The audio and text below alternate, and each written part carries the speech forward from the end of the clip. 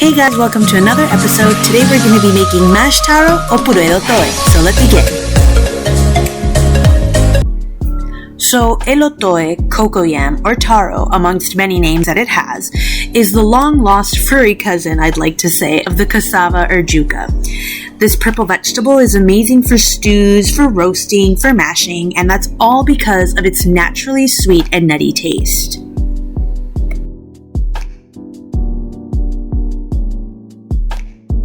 So as you can see, I start off by peeling the otoe.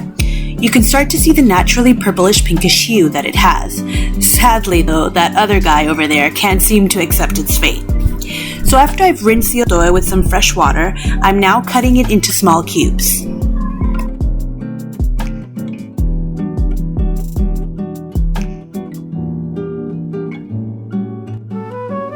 I'm now going to place 4 cups of water into my pot and let it boil. It'll take probably 5 minutes before it starts to boil. Once it does, I'm going to add my cocoyams little by little, and I'm going to keep it at a boil until maybe 15 to 20 minutes when it becomes tender.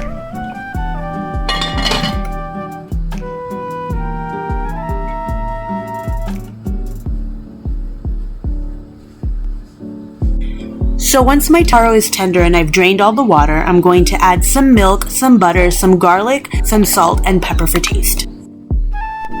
Now I'm going to mash that up like there's no tomorrow, making sure I get that nice creamy texture. And there you have it, folks. Easy peasy mashed taro or puré de otoe. It's creamy, it's fluffy, it's tasty, and it has a super fun color. Hope you guys enjoyed, and thanks for watching.